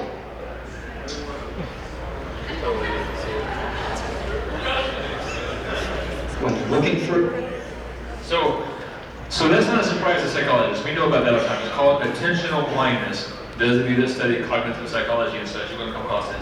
We know about this phenomenon. We can do this all sorts of ways. If you're interested in this, there's a book called The Invisible Gorilla. If you're interested in this, what was surprising to the researchers was not that people missed the gorilla. We've known about this. They've done it with like a black screen with white zeros and red X's, and people will still miss the red X. We'll make it as stark as possible, and people will still miss the thing. We know about this. I mean, whatever. What was surprising to people was that when they missed the gorilla or the X's or whatever it was, and about half the people miss it, is that there's a lot of people. How many of you, when there's like, did you spot the gorilla? And you're like, wait a minute, there was no doggone gorilla, what you talking about? You are a fool, you're trying to pull my leg, man. That was so surprising. And some people were like, wait a minute, really? Let me say that again. But some of the people were like, no, there was no gorilla, you lying to me, you making stuff up. That rewind isn't the real tape, you're faking it. You're trying to pull a fast one over me. They were absolutely sure, they were certain, there was no way you're telling me there was a gorilla. That strong emotional feeling of certainty was surprising. And no way could they convince them otherwise. No, seriously, I'll let you rewind it. You rewind it and watch it. I don't know how you're doing it, but you're fooling me somehow. That was what was very surprising. And they found that in about a third of the people that missed the gorilla. Wow, what's going on here? Remember that. So, on the other side, we had some airmen, and we talked about airmen, boot camp. So, Army side, we can make fun of them, right? We know how bad it is for Army boot camp, airmen boot camp, right? I don't have Wi-Fi signal. No, I mean, that's what stresses me out. No Wi-Fi? That's it, I'm done. I can crawl through mud all day, but no Wi-Fi? No. So, but the thing about boot camp, the big thing about deployment, where you go on AT or whatever it is, it's actually really easy. Because you don't have to think. What do you got to eat? It's told me. Where's your schedule? When's laundry? When's everything? Everything is figured out for you, except for important decisions. When you have to make a decision, it actually matters. And then when you come back to civilian life, you got to make decisions all the time that don't really matter. Like what to eat, where to go, and things like this. And so you basically find yourself swamped in a world of unimportant. Remember that, that's going to be important later on. So I'll make fun of women for a second. Who gets sad more often in the United States? Men or women? Men. But everybody, basically about the same. I mean, depending on what you read, I mean one or the other, but generally they're about the same. But how do women, when women are depressed, they show depression and sadness and such, well, how do women react? If someone make fun of you women, I'm sorry, I apologize. Okay, so basically call a friend. Janine, I'm sad. What does Janine do? Janine goes, I'm going to get some Haagen-Dazs. And then I'm going to come over and we're going to watch a movie. And then you eat 10 gallons of Haagen-Dazs. And you watch Pretty Woman and, I don't know, some other movies. Probably not Die Hard, I don't know, you watch something. Die Hard's awesome movie, love it. But you watch a movie, alright? And guys are like, that's fine. But this is good stuff actually, because what you're doing is that, so sadness is emotion of coming to terms with the loss of something that's valuable. And when you're processing this emotion, and you call a friend, somebody that you love or trust, and then you process that emotion together. And guess what? You get over it pretty quickly. Because you work it out. It's good. Guys. So, how do guys react to sadness? Like fear. Fear. Hey Bob, are you okay? What did you just learn? Stay away from Bob. So Bob, when's the last time Bob's ever called anybody and goes, hey Bill, I'm sad? No, we don't do that. right? Guys don't do that sort of thing. We go hit stuff. Hey, we go blow something up. I mean, if they do that, but most of the time we internalize it, we deal with it angry, we try to go talk to Bob about it, Bob gets angry, you learn quickly, stay away from Bob. So instead of getting over it a day or 2 days or so, he makes it worse. And 3 days turns into a week, turns into a month, turns into a life, because you never get over it. So, if you were like me, you read a lot of comic books growing up. And a lot of comic books, this is in the comic books. This is the Charles Atlas workout thing, whatever. You don't have to be able to read it because the fine print is small. I just wanted to show you the picture. But basically in here, he's got the skinny guy whose sand is kicked in his face, right? Y'all heard this story before. Sand is kicked in his face, and I'm like, hey there, don't do that. And the guy's like, man, you're so little, I would punch you, but you might break. And the girl is like, oh, poor little boy, don't let it bother you. What? Is there anything worse to call a guy than a little boy? No.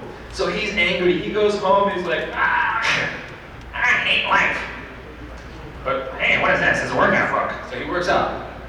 I'm strong. And he goes back to the beach like, hey, remember me?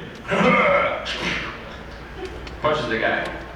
And since he's able to punch the other guy, now he is called the hero of the beach. And the girl who called him a little boy earlier says, oh, you are a real man after all. And so to sum up a whole lot of different psychology and sociology and stuff like that, I'm going to sum it up as such. To be considered a man is to be able to beat people up. And if you can't beat anybody up, you are not a real man. True story. And that's a deep belief for a lot of men. And if you take that belief and carry it out to its logical conclusion in everything that you have to deal with, you'll see how that is sometimes problematic. Because sometimes a real man lets that little kid who's angry at you hit on you for a while. Because it's a little kid that's scared. It's not about beating people up. Sometimes it is, don't get me wrong. I've pinned a lot of people down. But that'll get you in trouble. So, you have this mindset that everything in the world is out to get you. Why did the person cut you off in traffic? Why did they cut you off? Because they're a jerk. They don't care about you. Their life is more important than your life. Screw you. Why did the person not hold the elevator for you while you're going to the elevator? Because they're a jerk, and they wanted to see you run. They're laughing at you, or they're going to the third stage. That guy down there was going, right? Or why did this, why did that? It's easy to point to everything in the world that happens to you. Why did the tire go flat on you? Because the universe is out to get you. Or whatever. That sort of mentality, in psychology, we call it a hostile mindset. That everything is out to get you. And so you're always looking for the next thing.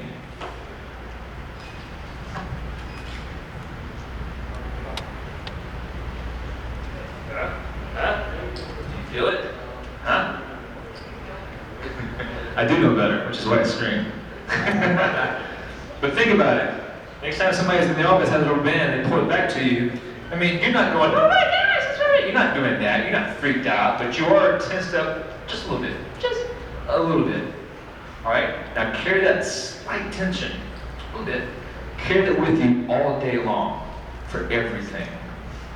And that slight tension, where are your blood vessels at? Your blood vessels are surrounded by muscles. Those muscles are slightly tense. Guess what it does to your blood vessels? It squeezes them a little bit. Also known as blood pressure. If you're waiting for that reaction, where's that next hit going to come from? I better be ready to jump. I'm increasing my cortisol levels, ready to jump and react to things. My stress hormone is going up. So as this little bit right here, you are deteriorating your brain. You are deteriorating your muscle. You're deteriorating all sorts of stuff about your body. Everybody talks about how eating healthy, how good relationships and all these things. You want to really mess up your health? Really? Truly? Go around in life waiting for the next shoe to drop. Just a little bit of stress all day, every day. Boom. Take away 10 years from your life. Right there. So, if you change your mind, change your attitude, so instead of looking for another shoe to drop that's going to get you, instead look for opportunities to do good stuff. Look for somebody that you work with. I know there's somebody you work with who does an awesome job. I mean, like seriously, do such a good job coordinating all the army. I know it's got to be difficult doing the job you got to do. and it's amazing, like herding cats. But holy cow, do you do an awesome job, Jennifer. So look for all those opportunities, and that will change your stress level. It will. Pictures of my grandparents. They're awesome. And so, does anybody here not get angry driving down the street, road rage and such? I mean, it's frustrating, right? It's crazy. Try this. Think of somebody that you really love. You love this person. I love my grandma. Grandma's awesome. That person that you're looking at that car, and you see that car, you're staring that car down. Why are you driving so slow? Right? You've done that. Instead of that, imagine, use your imagination to imagine it's grandma driving that car. I've done that. Instead of staring down that car, now instead I'm thinking, you know what, grandma? You take all the time you need. You want to take 10 miles to give a turn signal to turn left? Then you do it. That's what grandma's going to do, you know? Grandma right here, I learned how to drive a stick shift with her. Because she'd say, oh, turn left. We already passed it. So, the best way to learn a stick shift right there is drive with her. It's crazy. But it changed my approach to everybody on the road. I started appreciating them better. I wasn't hating them anymore. I wasn't looking for a reason to hit them because it's grandma. I mean, we share the road. So I used to work on F-18s, avionics type, and we have various schematics and stuff like that. So this, you've got all of these different signals that come into it, that, you know, where the light comes on, it's got 10 different sources. It's very complicated, right? That's the point here. It's very complicated.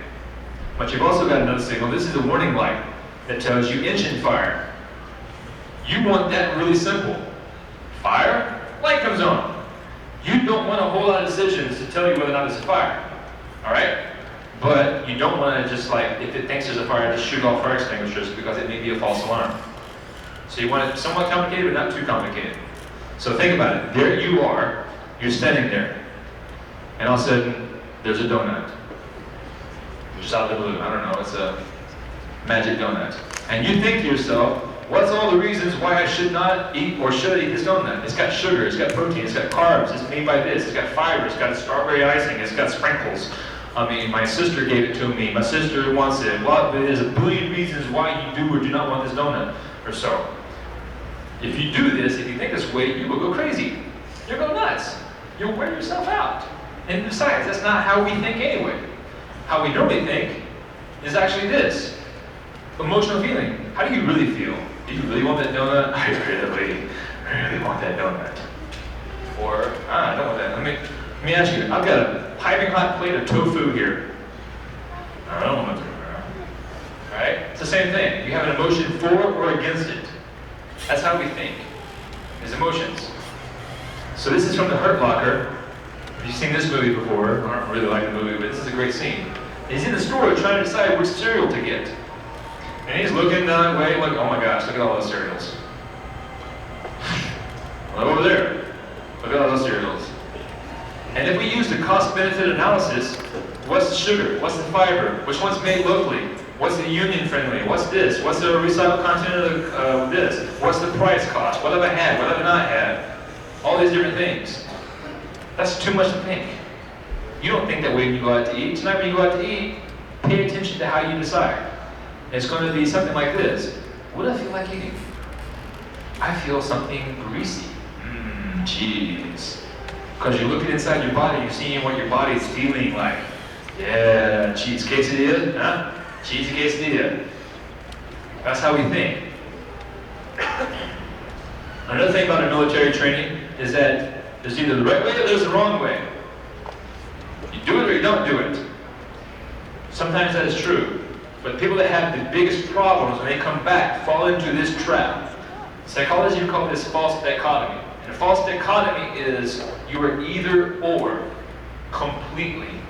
We all know some people that are not so good, but they got some good qualities. We know some good people that do some bad things every once in a while, you know, like he's a good guy, he's trustworthy, he's just always late.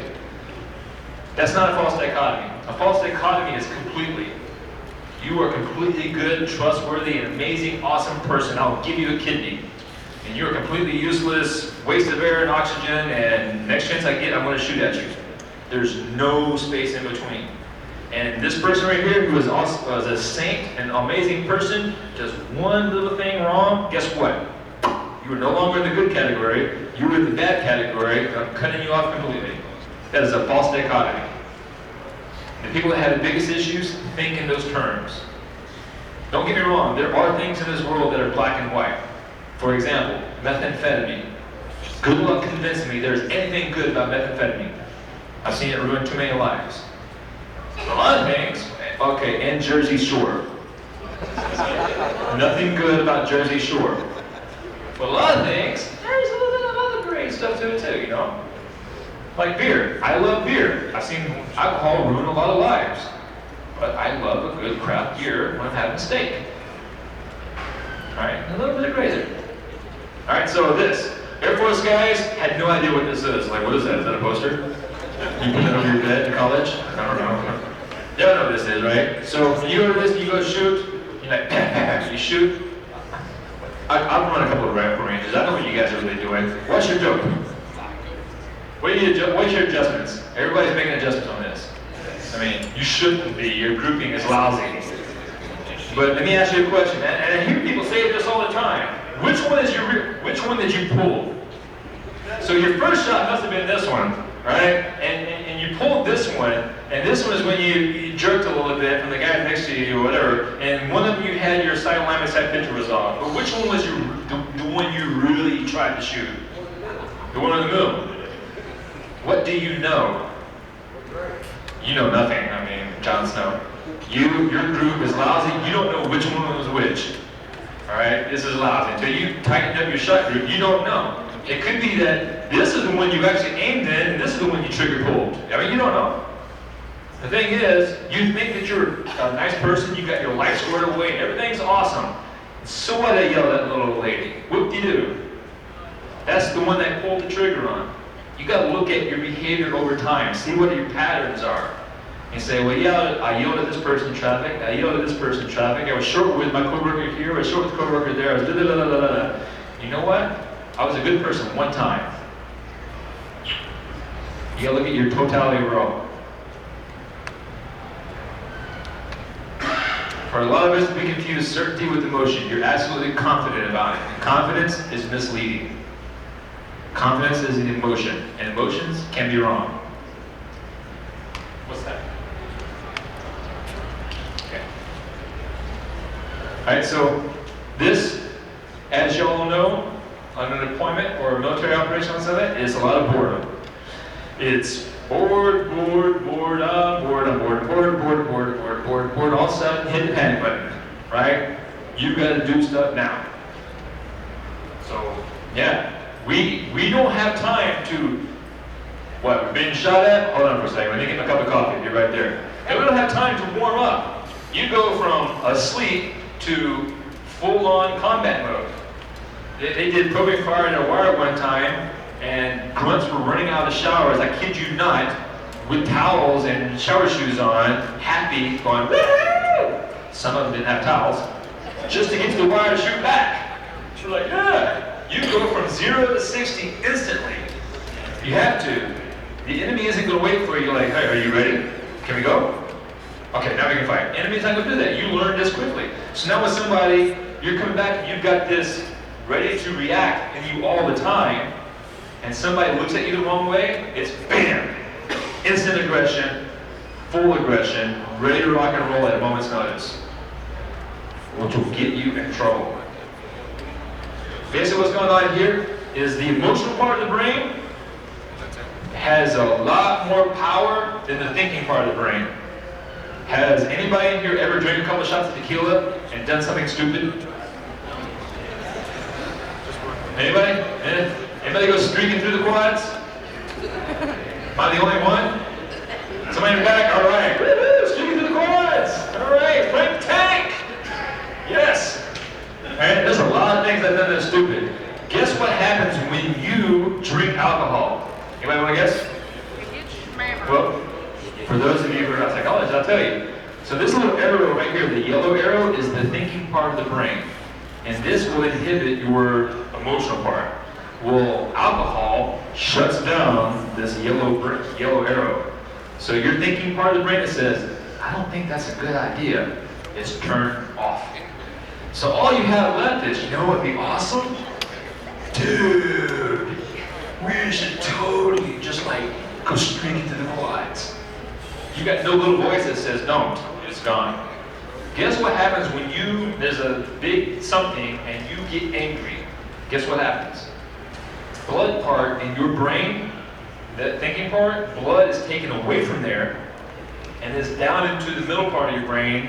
So there is no thinking like, you know what, it would not be a good idea to beat this guy to a pulp in the middle of this suburban area. That part of the brain is shut off, just like it was alcohol. So think about it.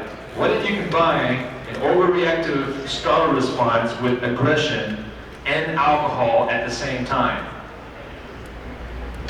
That is a recipe for disaster. Domestic violence is going like crazy right now in the military. We're at 18 times the rate domestic violence, military, all people to civilian population because of this. And it's swept under the rug. So, domestic violence. This is one of the things that I have my guys do. Again, all these people, make one out of a handful, almost all of them were not like this prior to deployment. They aren't that guy. That's like, you know what, I just want to hit women. They're not that guy. They say, you know, she's the best thing that's ever happened to me. This is my bride. I'm so happy to have met her. All of a sudden, now he finds himself with a felony charge, unable to can't work at his job, can't be in the military anymore. How in the world did I get here? And so we have to fill out these journals. And this journal is an example of what they write. So something happened to this guy. He was angry. His ears were hot. Think about it, your ears are hot. When's the last time you've been that angry? Your skin is red, already there. Gritting your teeth, you ball up your fist, you're cursing, you're gritting your teeth, and you're staring down the other person. Basically, you're ready to fight. When's the last time you've been that angry? For me, it's been a long time. Now, rate yourself on a scale of 1 to 10. 1, Dalai Lama. 10, Genghis Khan. Where are you on the scale? This is what you're feeling. Most people say, 8, 9, 10. People who are new to my program will say 2. What? It takes them a year to feel this.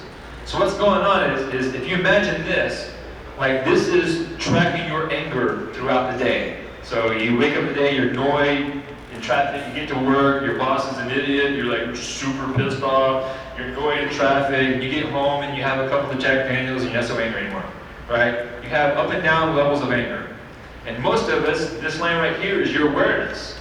When it's down here, you don't really feel that you're slightly, little bit irritated. You don't really, because it's low level and you don't really notice it. When you get up here, yeah, you notice it. Hey, I'm on edge. All right, that's normal. For a lot of guys, especially after deployment, it's like this, which makes sense. Because how often are you frustrated, angry, anxious, concerned while in deployment? It's a waste of my time. Why are you even talking to me? It's a waste of my time to even look at you. And the samurai was like, what? He's angry, right? And about ready to hit the Zen monk, and the Zen monk holds his hand up and goes, now you know what hell is. And the samurai was like, oh, I got it. Thanks. Thank you. And then the Zen monk goes, now you know what heaven is. And the reason that's important is because you are in control of your life. You can be a victim in your life, or you can take control over yourself, the stimulus and response. And you take control over that, your life is your own. Here's my phone number and such. You can contact me anytime. Good luck to you, and go Ducks.